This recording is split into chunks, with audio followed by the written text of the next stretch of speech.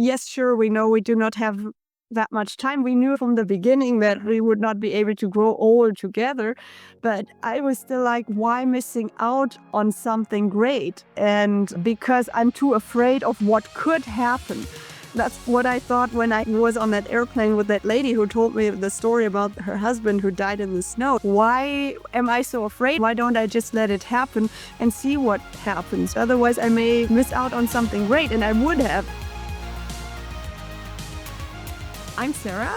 I'm 33 years old and I'm from Germany. We are living part of the year in Germany and part of the year in the US. In between, we also travel a lot. Before I talk too much, I will let you introduce yourself. I am Rand, and I'm older than 33 by about 45 years. I live in the U.S., and as she said, we travel back and forth, part of the year in Germany, part of the year in the U.S. We have to go other places because we can't stay in either place the whole time. She can only stay in the U.S. for legally 6 months out of the year, and they gripe at her if she approaches that whole 6 months. And you have 90 days. Yeah, I only get to be in Europe 90 days out of every 180, so I have to watch my days as well. So we have to spend time elsewhere sometimes. We always make a plan by the end of the year for the next year. Sometimes it changes. This year, because we don't know what's going to happen to me, we can't plan much beyond March. Once we figure out whether or not I'll be around that long, then we can figure the rest of the year out. Yeah, it's always tricky, but we're doing this for 6 years now, and we're not really tired of it yet. It's kind of exciting to live in one place and the other, and also to see completely different cultures in between. Like this year, we went to Namibia and New Zealand, for example. It was really exciting. You can't really plan ahead with your current situation. How do you navigate all of this? All this uncertainty. You make plans with the idea that you may have to cancel them. Otherwise you just stop your life right there. Well, you can't do that. You have to make the plans with the prospect of canceling. But this year, in the next month or two, things may change, even though I suspect I'll be around for the whole year. We don't know which months I may have to have treatment. We've never had that before. For the last couple of years, it was predictable. Maybe I should mention that we're talking about stage 4 cancer. We don't know what the doctors will decide. We hope they decide by the end of the year, the beginning of the new year, so we can make more plans. But yeah, we're still trying to pretend, well, more or less pretend, but we would love to do this in March. We would love to do that in July or do that in September, because we really need something to look forward to. And I think if we would always say, we don't know, let's just. You have to assume things will go well. Yeah. And change your mind if they don't. Yeah. So we are always trying to be positive and say this is how we would like to do it. Sometimes we book things that you can, of course, cancel with getting money back, or where you can change the flight dates. But for us, it has always been important to have fixed dates where we know we will see each other. That was especially important at the beginning. It was very. So it was like when he had to leave, I was always like, I don't know when we will see each other again. I really kind of fell into a hole sometimes. As soon as we talked and we figured out a new date and we got a flight booked where he was coming to visit me, or I was going to a visit in the US, or we were meeting in a third country, I was doing so much better immediately. That's part of your love story. Obviously, part of your love story is also how you guys met. You've mentioned, Sarah, that you met 6 years ago. How was that? Like, if you could give us a little background story on how it felt like, the surrounding, like in what environment you met, and what you thought, how it felt like, when and where. Let's start with that. Actually, it was 7 years ago. I was on a solo trip through the United States. It had been a childhood dream for me to do that. And I had saved about 20 years for that trip. And I traveled it, 4 months all the way around from the East Coast over Route 66 to the West Coast. I passed by Yellowstone and discovered couch surfing, which is a really cool platform to travel because it's kind of there are hosts and there are travelers or guests. That's how we met because he was pretty much the only person around Yellowstone who was hosting. I thought, well, I'm a solo female and saw his profile. He had a lot of reviews. He had hosted over 100 by that time. over 100 guests, and he had really nice reviews. They all said, oh, he is so welcoming and he's showing us around. He knows so much. And I thought, well, he's kind of an older gentleman looking dude and he looks nice and I don't have to worry about anything. Before that, I had stayed with other couples or with other solo females. I felt safe from the very beginning. And so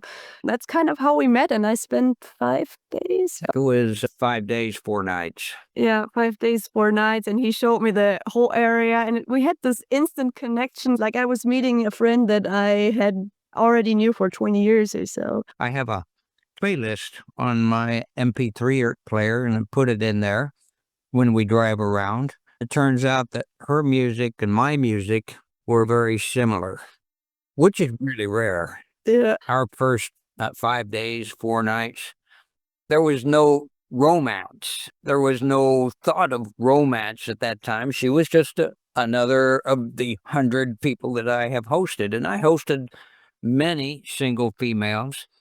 Some were cute. And they were all in a different apartment. So he has a little downstairs apartments just for guests. So it was just that we met in the morning for breakfast. And then he started to show me Yellowstone. I never thought of anything then. He said he wanted to come to Germany or to Berlin. I was going to Berlin. I was going to take a cruise on The Danube. And then we were going to go to Nuremberg and then up to Berlin for, I think, 2 nights. And I said, well, we should get together.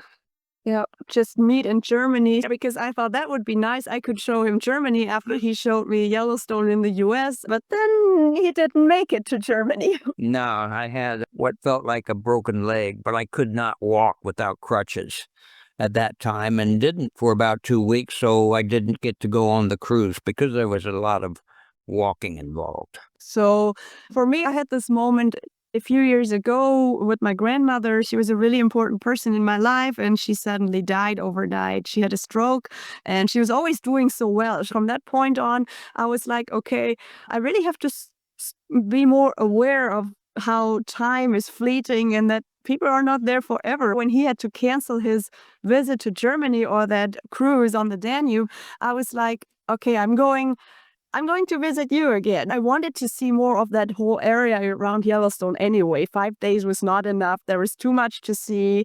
And I always had in my mind to come back someday and see more.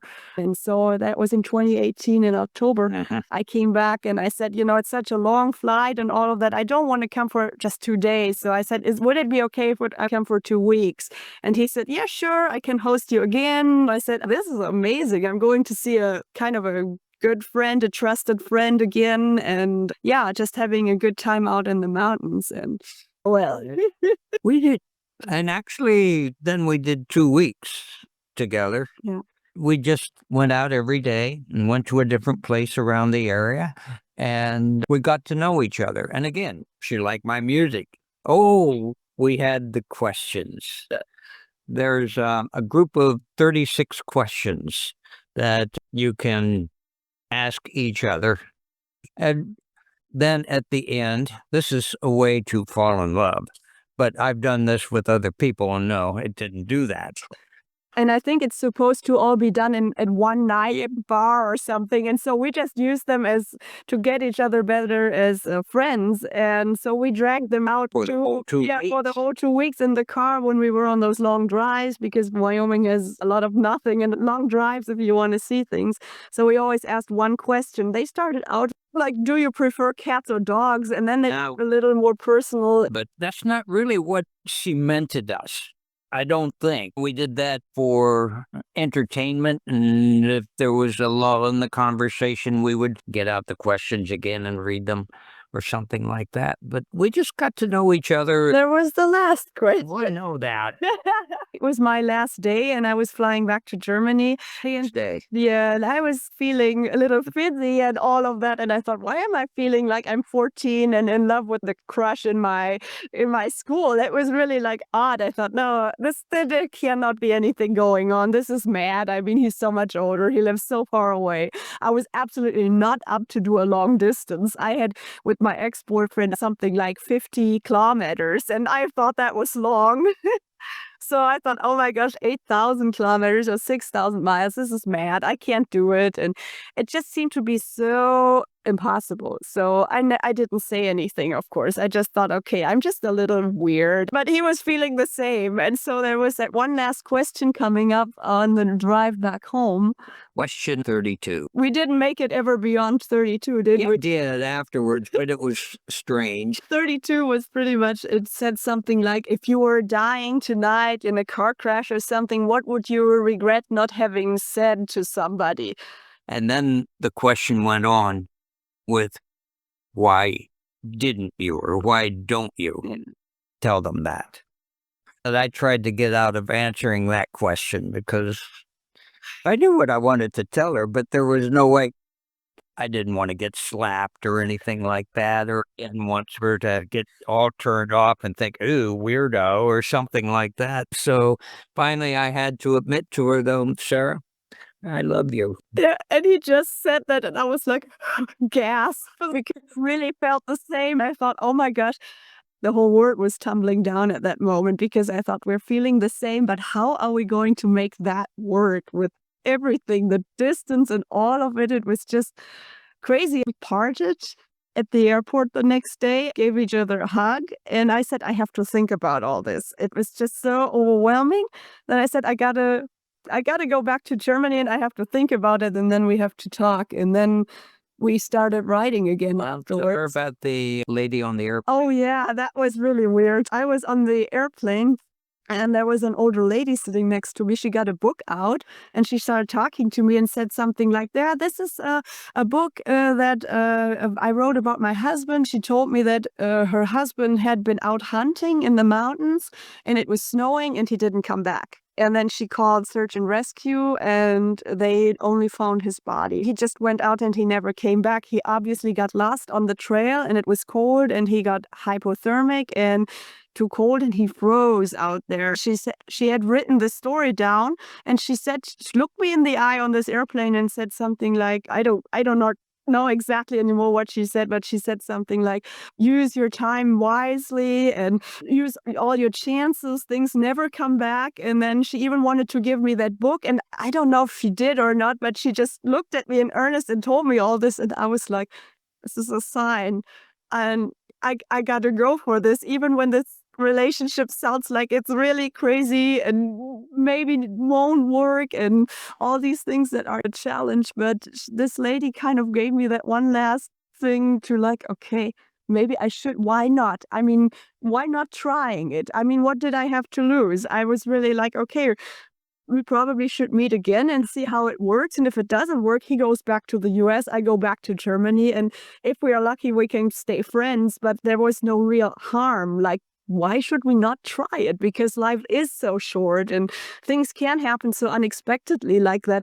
Yeah, that husband walked out into the snow and she said he did it all the time. He went hunting all the time. He was experienced and suddenly he didn't come back. And I thought, why not take any chance, because you don't know what's going to happen tomorrow. So you said your goodbyes, and right there at the airport, at the gate, you decided to give it a go. Tried to give it a go. We knew we had these big feelings for each Yeah. other by that time. So And then we parted with just a hug. yeah, we met again 2 months later. 2 months, was it? I think it was in December. Yeah. Yeah, we just wrote back and forth on WhatsApp. We finally decided to meet again because we thought we cannot resolve this on WhatsApp. Some things really have to be talked about in person. He said, why don't I come to Europe this time? Because I had already been to the US twice. It was his idea to meet in Paris. Why, if you want to develop a relationship in Europe, that's the place to do it. Yeah. And so you were confident, Rand, that this is going to start as a relationship if Paris was your first thought. were you confident that things worked out? No, I had no idea, but I thought, this at least put the background nice. But we didn't know what was going to happen. No, We talked about things, and she asked me at one point if would it be okay if we really cared for each other, but all we did was hold hands. yeah. Sure. When we finally met in Paris, we just looked at each other and I thought, okay, are we just going to shake hands or hugging or kissing? And then we saw each other and then we just kissed. Yes, yeah, that was none of this hug, but first and walk around, saw each other, and we kissed, and it was all over. Yeah. That was our first kiss. Yeah. Yes. So I'm curious, once your love story started in Paris officially, how it evolved from there. Like what did you do to build a stronger bond between the two of you? How did you manage the distance and grow into where you are nowadays? Yeah, one really interesting thing is he was always into nature and hiking and all of that. He was so much better at it than I was. I was a typical city girl. And so after Paris, we went to Amsterdam and Brussels, did a little bit of that European capital trip. Then I went back for the entire summer to spend in the US. That's when I really got into all that nature stuff. We always loved traveling. Yeah. He had been to many countries that I either had been to before alone or have not been to. And that's kind of why we never found it too bad to travel or span the distance, because we always loved to travel the world long before we met. I had been to Japan with my best friend, and you had been to Australia and China. Those long flights and being away from home, that's something we were used to before we met. Now we could do this together, and that was just amazing. But what we also do is when we are apart, we talk a lot. The good thing is that he's retired and I can work remotely. I don't have a boss who is creeping up on me and saying, are you on WhatsApp again? So we can really write a lot, and that totally helps. And we share even those silly moments, like I'm just going to the grocery store and then I'm just taking a photo of my shopping cart and say, look, I got our favorite soup or so. Then he answers, and that really helps that we do not just have a phone call once a week, or that we have more time than just talking in the evening. It does. It really helps. And it keeps us excited about each other and what the other person is doing. And I have to admit that after now having been together, knowing her for 7 years, being together for 6, she is even more wonderful than when I met her. So moving a little bit forward, you got married after COVID, right? So after borders were opened again, was it just the two of you and witnesses, or how did you manage this? It was pretty much just us in the mountains and the witnesses. We never wanted to make a super big deal out of it. I'm not planning to move to the US, so it was not the typical green card thing. He is also not planning to live in Germany permanently, because we have our roots in our countries and would like to keep them. In our healthcare. Yeah, his healthcare and mine too, because I have a chronic disease now for 5 years. I have a really good doctor here and I have a really good insurance in Germany. It was just something that felt right this year. We have our anniversary in October because we kind of just said, okay, we never had an official date or something, but we took the day where we had that question in the car where Question number 3. he told me he loved me. Yeah. Yeah, but it was strange, though. If we had had that same question 4 days before, I would have had a completely different answer. I don't know what it would have answered, but every day that we were together for those 2 weeks, we kind of grew fonder and fonder. On that last day, we went hiking into a canyon. We hiked down for a while, and we were sitting on the edge, and it was a deep gorge, and river running down at the bottom. And for some reason, I put my arm around her, which It was cold and I only had this super thin jacket, so I wasn't really unhappy when you did that because I thought, gosh, it was pretty much winter. yeah, but it was at that time I realized she was more than just somebody I was fond of. I realized on that last day I was in love with her, and that's why I had to tell her that. But had that not been for that question, I would not have done that. I never would have done that had it not been for the And I'm so glad you said it. Who knows what we were doing today if you have never said it? But true.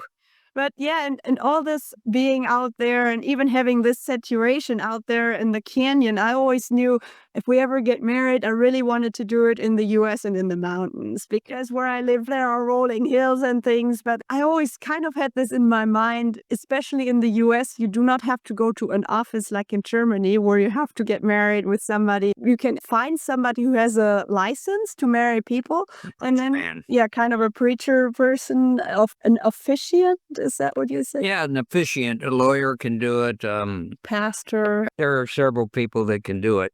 I thought this is really cool. You just have to find somebody like that, and then you just have to sign papers, and you don't need to do it in a building. You do not have to do it in a church. You can do it outside. We did wonderful Indian summer this October. It was over 20 degrees Celsius. Usually we have snowstorms by that time in Wyoming already, and we had yellow leaves this time. It was sunny, and it just felt like, why don't we do this? But we also said, we don't want to make a big deal out of it. Many people spend a lot of money on one day and a lot of money on decoration that you throw away after those few hours. That's not, we take our money, whatever we can find, and we travel. Yep. We do it together, and we don't have a lot of stuff, but we have each other, and that's all we need. Yeah, I can't wait to see the pictures. You have some pictures as you've just shared. I'm also wondering because I feel like between you guys in the beginning, Sarah, the age gap is a thing, so you thought about it and you thought how to make it work. But seeing you now after 7 years of being together, it seems like it's not a topic at all anymore. You found your middle ground in everything you're doing. Like you met in the middle when it comes to bedtime, getting up time, those little things. Obviously, that's your routine, and you broke your routine to meet in the middle. How does it feel for you nowadays when it comes to the age gaps?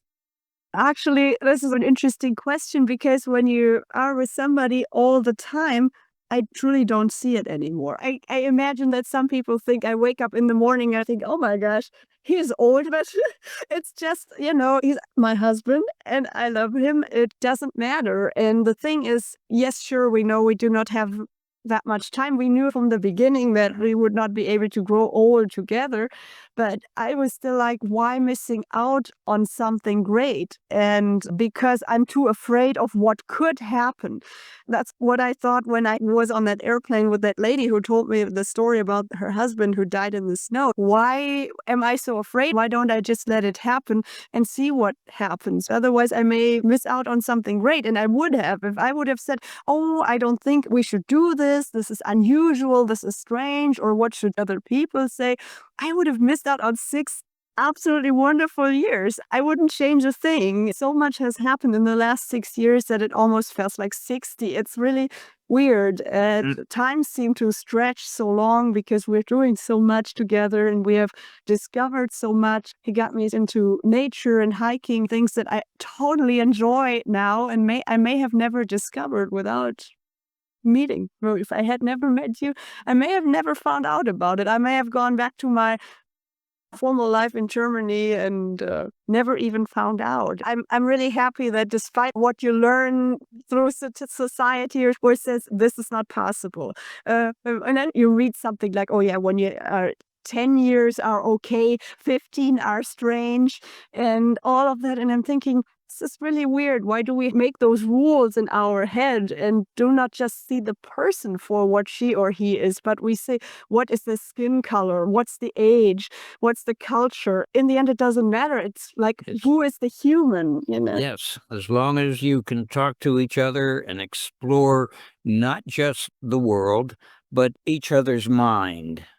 People say, oh, well, what do you talk about? You know, she's too young to understand anything. But we talk, we have not 100% agreement on everything, but we talk about the things we don't agree with and find out we're really not that far apart. Mhm. Communication is the key. Yeah. That's what keeps us together is communication. Yeah. And a good thing is that we are both still up and running and doing things together. On the other hand, even if one of us can't do something because I have my health trouble and sometimes I have to go home from a hike early because I'm not feeling well, I have cramps, I am dizzy and all of that. Sometimes we have to go home because of me. And I'm the younger one. People always think when you are with somebody older, if that person will hold you back. Sometimes it's even more me than who is holding things back. But I also know if it happens, then it happens. And I'm thinking it would also happen sometime in life when you are with somebody with the same age, because I will be 70 or 60 or 80 someday. And then I wouldn't like to be tossed away by somebody to say, you're now too old. I can't do this with you anymore. So I get a divorce. And I'm thinking, now that's really weird. And so I don't see a problem to say yes. If you can't do things anymore, we find a solution. Then we have talked when we were also talking about this openly from the very beginning, that we had said at one point, if he can't do hikes anymore, that I'm just going out for a solo hike. I know we may not be able to do things like we do them now, but then why not doing them now? Because now is the time in the present, and that's the only time we really have that we're living in consciously. And why worrying too much about the future? Because things can happen to anybody. And I even had friends who were 20, 24, and they had breast cancer or something, and it can pretty much hit everybody. Yeah. Yep. This brings us back to question number 32. What would you do? I feel quite connected with you. I can feel your positivity. I see you both smiling, enjoying life, taking it day by day. And you're taking it with so much energy and with so much positivity. And I'm here really wondering, how is that possible? I'm really wondering if you think back 2 years ago when Rand got the diagnosis that he has cancer. If I put myself in your shoes right now and I'm just thinking about it and it's just like my heart gets so heavy and I'm getting so sad. But then I see you sitting here being so positive. I'm really wondering how you managed this. I can only imagine how you felt in the beginning, and I'm sure it wasn't easy. But what did you do to turn it around into so much positivity? I really admire you for that. Seriously, I really, really admire you for that.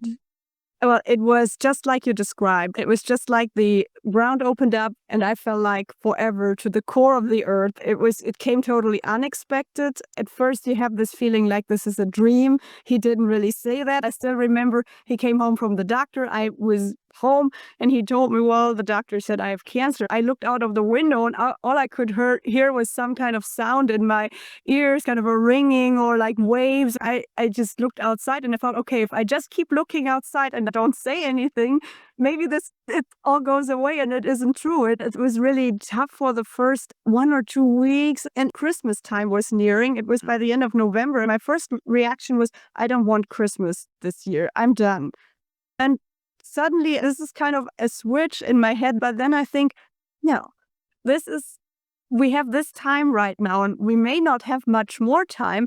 So I said, why don't we do something crazy and go to a big US city for Christmas and do that whole Christmas thing, like going to a theater, a musical, ice skating. We went to Chicago about a week or 2 weeks later. We went to the Nutcracker Theater, ballet, and I did ice skate on that rink in downtown. We went to a concert. So when you get the bad news, you can't ignore it, but you can't let it stop you from living whatever life you have to go. You don't know how much. I mean, I could walk across the street tomorrow and on, but you have to just keep going. And I wake up, I get to see the most beautiful woman in the world.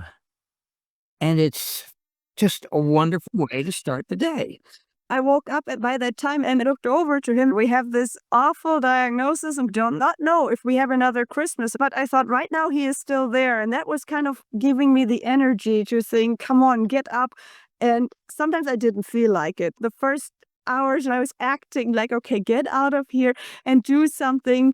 Once we were out and doing something together, it was distracting in a way, of course, because I think if I had the days I was only at home, the overthinking was going mad. I just imagined all the worst things in the world. So did I. Yeah, and we figured out that doing something really helps us to use the time and make even more memories.